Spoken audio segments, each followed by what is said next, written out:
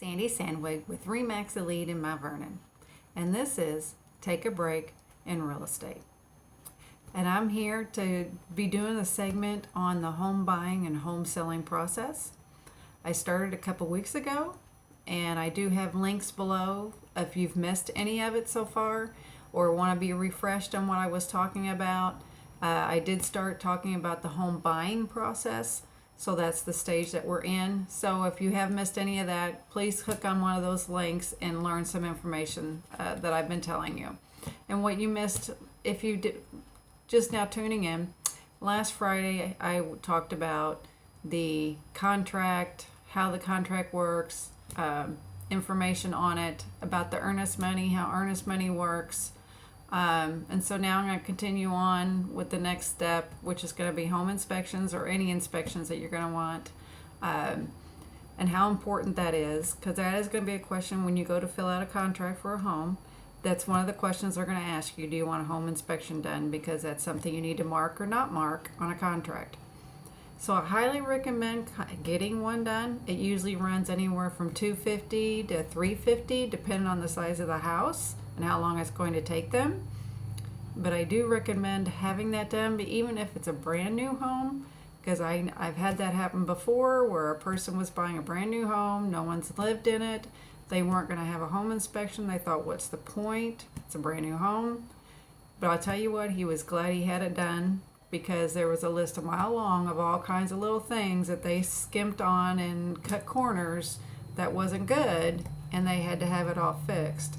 So there's been too many situations where my clients have been really glad that they had a home inspection done. If nothing else, it saved them from buying that home. If you end up with bad issues out of the house or the foundation or something, electrical, and the sellers don't want to have anything to do with fixing it, and you don't want to put that expense out to fix it, then that's a reason for you to walk away from the contract and get your earnest money back. So it's good to have that marked on your contract that you're going to have inspections, so that the sellers know it's going to be coming. And some of the inspections that you're going to want to do, like I said, you're going to do a home inspection, and that's the whole home is being checked. They get in the attic, they go underneath the house, they test the pipes, they turn on all the faucets, all the faucets everywhere, the shower, flush the toilet. They do all that. They run it for quite a while. They get underneath the house, make sure it's not leaking there. Underneath your sink, making sure it's not leaking there. They'll test your heat and air, see if it's running the way it's supposed to, comes out to the right temperature, there isn't any leaks. Make sure all your electrical is good and up to code. There's not anything that needs to be done there. They'll check all that. They go around the perimeter of your house. There's really not a spot in that house they don't check. They'll check your refrigerator, your stove, make sure it's heating right. There's not a whole lot that they miss if it's a good home inspector. But that's all they are, as a home inspector. So if they come up with a problem and say the air conditioner doesn't seem to be holding the right temperature it should be, then they'll say you need to have an HVAC guy company and come out and check it. To make sure it's all good, and if it does need something, they would be the ones that would be able to fix it. Like if you were out in the country and you've got a septic tank, you would want a septic inspection to make sure it's running properly, or if it needs pumped out, or if there's any issues with that. Depending on the age of the home, we have lead-based paint. So if it's an older home, earlier than 1976, 78, something like that, if it's older than that, then if it's not been painted, it looks like it's just been the original from before, then you might want to consider, and it has chipping paint on the windowsill or something like that, you might want to consider having that checked. They would do a test on the chip paint to make sure it's not lead-based paint. The other thing would be mold. So if it's a home that's been neglected or sat, sometimes the foreclosures are that way, they can have mold in them. You would want a mold inspection to make sure it's not harmful mold, and to have it find out what needs to be done to get rid of that.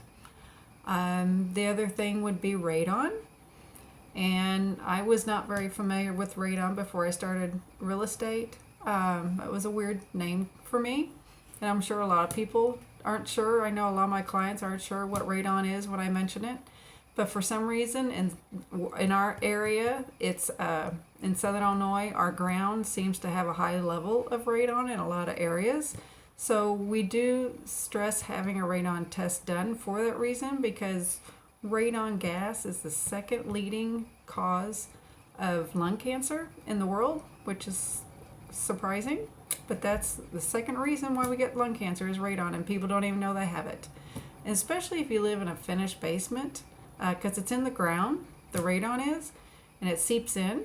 So if you have a finished basement, you spend a lot of time down there, I would highly recommend getting tested for radon. And if it does have radon, it is something easy to get rid of. So they come in and they put a piping in either a closet or somewhere that's not noticeable, and it just runs that gas and it shoots right out the top of the roof, and it will just take those gases right out of your house and back out into the air. So it makes it safe to live there. So it's not like you can't keep living there if you have radon. There is a way of having it mitigated. So any of those inspections I highly recommend being done. The other thing I didn't think of was if you have the home inspection, they will get on your roof and walk it and look at it and make sure it's all in halfway good condition. Sometimes if they find some issues, they'll tell you might want to have a roofer come and check on it and get another opinion on what could be done, because they are not roofers, but they do have general knowledge. So there's a lot of things that come about when you have your inspections done, and usually on the contracts you have a couple weeks to get all inspections done. So usually when you get a contract, that's going to be the first thing we're going to say is, okay, hit the ground running. We need to get inspections set up. We need to get phone calls made because they're booked. Going to take a while to get them in. So we do want to get on the ground running on getting all your inspections set up as appointments. And your realtor will help you with that. They'll help you with the inspections, any cards you need on anyone that does anything. And any of those inspections, we're going to have cards to give you and information to help you along that way. And then when you're done and have all the inspections done, then you're going to write up a condition of premises, it's called. It's just paper that's called condition of premises, and we write on there the things that you want done by the seller fixed. And we really try and stick with the material defects, okay? We don't want to go the ground sloping, or there's a nick in the here. You want to stick with material defects. So if the air conditioner's not working right, they need to fix that, or the dishwasher, or there is an issue with the roof or something with the electrical. Those are important things. So those are safety things. So you would definitely want to ask to have those things done. But you don't want to ask for every little thing on that inspection report, because that inspection report is going to probably be about 30 pages long, because it has everything they've looked at. It has pictures, descriptions. So you want to really go over it with your real estate agent on what to ask to have fixed. And then if the seller doesn't want to fix anything, then you can renegotiate price at that point. You can say, okay, if you're not going to fix anything, then I don't want to pay this much for the house. I want to go this amount of dollars for it instead.